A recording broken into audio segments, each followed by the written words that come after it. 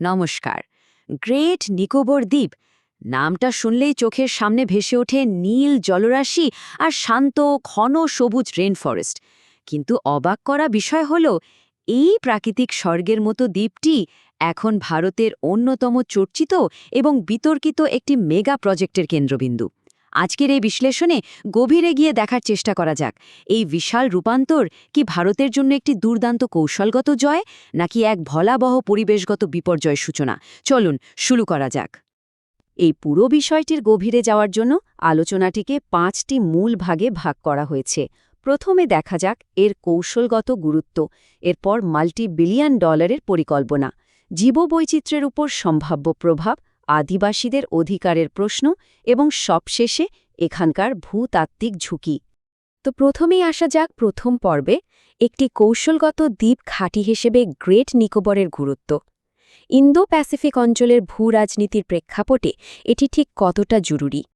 এখানে একটা স্বাভাবিক প্রশ্ন মাথায় আসতেই পারে, এত জায়গা থাকতে গ্রেট নিকোবর কেন? উত্তরটা লুকিয়ে আছে এর অসামান্য ভৌগোলিক অবস্থানে।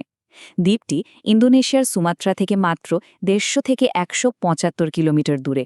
আর সবচেয়ে দারুণ ব্যাপার হল বিশ্বের অন্যতম ব্যস্ত শিপিং লেন বা জাহাজ চলাচলের পথ মালাক্কা প্রণালী থেকে এটি মাত্র 40 নটিক্যাল মাইল দূরে অবস্থিত, মানে একেবারে হাতের নাগালে। এই মালাক্কা প্রণালীর গুরুত্ব কিন্তু হেলাফেলা করার মতো নয়। বিশ্বের মোট বাণিজ্যের প্রায় 30% আর চীনের তেল আমদানির বিশাল 80%ই এই পথ দিয়ে যাতায়াত করে। ভারত মহাসাগরে চীনের ক্রমবর্ধমান উপস্থিতি সামলাতে এই জলপথের উপর কড়া নজরদারি রাখাটা ভারতের জন্য অত্যন্ত জরুরি। এই দ্বীপটি ভারতের জন্য একটি মজবুত সাউদার্ন অ্যাঙ্কার বা দক্ষিণাঞ্চলীয় ঘাঁটি হিসেবে কাজ করবে। এর ফলে দক্ষিণ পূর্ব এশিয়ার আসিয়ান দেশগুলোর সাপ্লাই চেনের সাথে ভারতের বাণিজ্যিক যোগাযোগও আরও শক্তিশালী হবে। বিষয়টা আরও পরিষ্কার হয় নিরাপত্তা বিশ্লেষক নিতিন গোখলের একটি চমৎকার কথায়। তিনি গ্রেট নিকোবরকে আক্ষরিক অর্থেই একটি আনসিঙ্কেবল এয়ারক্রাফট ক্যারিয়ার, অর্থাৎ এমন এক বিমানবাহী রণতরীর সাথে তুলনা করেছেন যা কখনোই ডুববে না। সামরিক দিক থেকে চিন্তা করলে এটি ভারতীয় নৌবাহিনীর জন্য এমন একটা স্থায়ী হাই ইন্টেন্সিটি অপারেশনাল বেস হতে পারে যেখান থেকে যে কোনো সময় শত্রুপক্ষের উপর কড়া নজর রাখা সম্ভব। ভূ রাজনীতি তো বোঝা গেল, এবার দ্বিতীয় পর্বে নজর দেওয়া যাক সেই বহুচর্চিত মাল্টিবিলিয়ন ডলারের পরিকল্পনা এবং মেরিটাইম হাব নির্মাণের নকশার দিকে। $10 বিলিয়ন, হ্যাঁ ঠিকই শোনা যাচ্ছে। ভারতীয় মুদ্রায় অঙ্কটা প্রায় 81,000 থেকে 1,00,000 কোটি টাকার মতো। এটা কোনো সাধারণ প্রজেক্ট নয়, ভারতের ইতিহাসে অন্যতম বৃহৎ একটি মেগা প্রজেক্ট। এর ফলে এই শান্ত দ্বীপে চেনা রূপ আক্ষরিক অর্থেই পুরোপুরি বদলে যেতে চলেছে। এত বিশাল বাজেটের এই প্রজেক্টে আসলে কি তৈরি হচ্ছে? মূলত 4টি বড় জিনিস। গালাথিয়া বেতে তৈরি হবে 14.2 মিলিয়ন টিইউ ধারণ ক্ষমতার এক বিশাল ট্রান্সশিপমেন্ট টার্মিনাল। সাথে থাকছে বছরে 4,000 পিক আওয়ার প্যাসেঞ্জার সামলানোর মতো একটা নতুন গ্রিনফিল্ড এয়ারপোর্ট, 450 মেগাওয়াটের গ্যাস ও সৌরবিদ্যুৎ কেন্দ্র এবং 161 বর্গ কিলোমিটার জায়গা জুড়ে একেবারে আস্ত একটা নতুন শহর। এর প্রধান উদ্দেশ্য হল বর্তমানে কলম্বো বা সিঙ্গাপুরের মতো বিদেশি বন্দরগুলো ভারতের কার্গো ট্রান্সশিপমেন্ট থেকে যে বিপুল পরিমাণ রাজস্ব নিয়ে যাচ্ছে সেটাকে দেশের ভেতরেই টেনে আনা। গালাথিয়া বের প্রাকৃতিক গভীরতা 20 মিটারের বেশি হওয়ায় বিশ্বের সবচেয়ে বড় জাহাজগুলো এখানে অনায়াসে নোঙর করতে পারবে। এই বিপুল পরিবর্তনের একটা বড় প্রভাব পড়বে জনসংখ্যার ওপর। বর্তমানে এই দ্বীপে হাতে গোনা মাত্র 8,000 মানুষের বাস, কিন্তু পরিসংখ্যান বলছে এই প্রজেক্টের ফলে 2055 সালের মধ্যে শ্রমিক, পর্যটক আর নতুন বাসিন্দাদের ভিড়ে এই সংখ্যাটা গিয়ে ঠেকবে প্রায় 3.5 লাখে। একটা প্রায় জনশূন্য দ্বীপের জন্য এটা যে কি বিশাল একটা জনতাত্ত্বিক পরিবর্তন তা ভাবলেও অবাক হতে হয়। তবে এত বড় উন্নয়ন তো আর বিনামূল্যে হয় না। তাই তৃতীয় পর্বে আমাদের আলোচনা করতে হবে জীববৈচিত্র্য ধ্বংস এবং এর মারাত্মক পরিবেশগত মাশুল নিয়ে। সরকারি পরিবেশগত প্রভাব মূল্যায়নের রিপোর্ট অনুযায়ী এই মেগা প্রজেক্টের জন্য প্রায় 9,64,000 গাছ কাটতে হবে। সংখ্যাটা এমনিতেই অনেক বড়, কিন্তু স্বাধীন পরিবেশবিদরা রীতিমতো অ্যালার্ম বাজাচ্ছেন। তাদের মতে সুন্দারল্যান্ড জীববৈচিত্র্য হটস্পটের এই অত্যন্ত ঘন প্রাচীন রেইন ফরেস্টে কাটা পড়া গাছের প্রকৃত সংখ্যা আসলে কয়েক মিলিয়নেও পৌঁছাতে পারে। দ্বীপের বাস্তুতন্ত্রের জন্য এটা আক্ষরিক অর্থেই একটা ভয়াবহ ধাক্কা। গাছপালার পাশাপাশি মারাত্মক হুমকির মুখে পড়বে বেশ কিছু বিরল প্রাণী।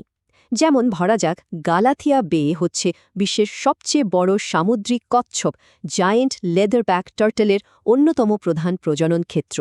এছাড়াও নিকোবর মেগাপড নামক বিরল পাখি, নিকোবর ম্যাকাক বানর এবং সমুদ্রের তলদেশে থাকা 20,000-এরও বেশি প্রবালের কলোনি আজ মারাত্মক ঝুঁকিতে। এত বিশাল ড্রেজিন আর নির্মাণ কাজ চললে এদের প্রাকৃতিক বাসস্থান চিরতরে ধ্বংস হয়ে যাওয়ার সম্ভাবনা প্রবল। অবশ্য সরকারের তরফ থেকে বলা হচ্ছে এই পরিবেশগত ক্ষতিপূরণের একটা প্ল্যান তাদের কাছে আছে। তারা ঠিক করেছে এর ক্ষতিপূরণ হিসাবে হরিয়ানার আরাবলী অঞ্চলে নতুন করে গাছ লাগানো হবে। কিন্তু এখানেই উঠেছে সবচেয়ে বড় বিতর্কের ঝড়। বিশেষজ্ঞদের সাফ যুক্তি, কোথায় উত্তর ভারতের শুষ্ক একটা এলাকা আর কোথায় আন্দামান নিকোবরের আর্দ্র ক্রান্তীয় রেইন ফরেস্ট। একটা শুষ্ক এলাকার গাছ কখনোই এই ধরনের রেইন ফরেস্টের বিকল্প হতে পারে না। এই লজিকটা কিন্তু বেশ ভাবার মতো।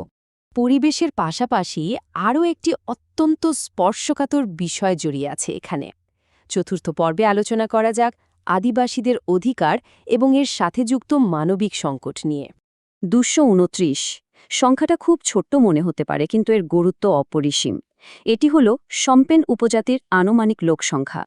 এরা মূলত শিকার আর বনজ সম্পদের ওপর নির্ভরশীল, অত্যন্ত আদিম এবং বহির্বিশ্ব থেকে প্রায় সম্পূর্ণ বিচ্ছিন্ন একটি জনগোষ্ঠী। এত বড় মেগা প্রজেক্ট আর লাখ লাখ বহিরাগতর আগমন তাদের অস্তিত্বের সামনে এখন একটা বিশাল বড় প্রশ্নচিহ্ন দাঁড় করিয়ে দিয়েছে। এই আদিবাসীদের ভবিষ্যৎ নিয়ে এখন দুটো সম্পূর্ণ বিপরীত দাবি শোনা যাচ্ছে।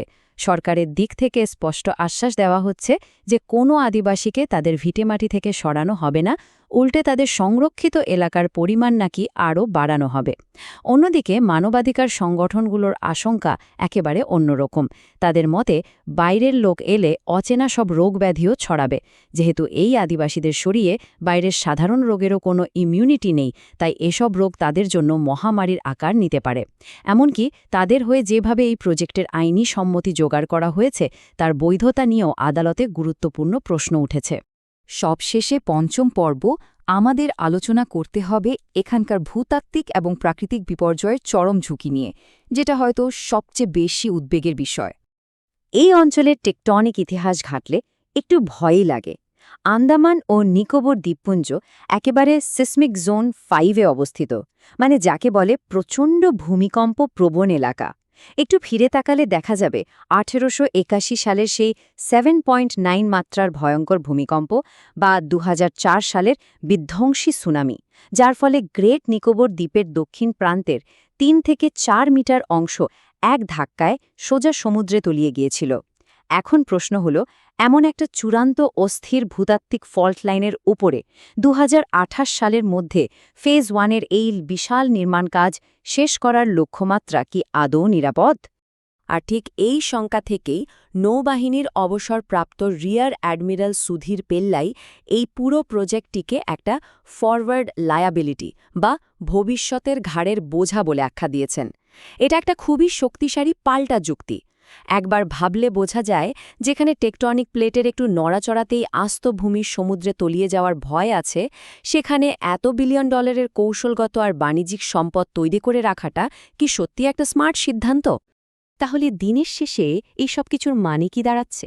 পরিবেশগত ভারসাম্য এবং প্রাচীন আদিবাসীদের অস্তিত্বকে খাদের কিনারে ঠেলে দিয়ে কি দীর্ঘমেয়াদী কৌশলগত সুরক্ষা আর অর্থনৈতিক প্রবৃদ্ধি আদৌ সম্ভব? গ্রেট নিকোবর মেগা প্রজেক্টের সবচেয়ে বড় দ্বন্দ্ব এখানে। রাষ্ট্রীয় নিরাপত্তা, অর্থনৈতিক উন্নতি আর প্রকৃতির সংরক্ষণের মধ্যে সঠিক ব্যালেন্সটা কিভাবে হবে, সেটাই এখন দেখার বিষয়। এই বিষয়ে আমাদের আরও অনেক কিছু ভাবার আছে। এই বিশ্লেষণে এতক্ষণ সাথে থাকার জন্য অসংখ্য ধন্যবাদ।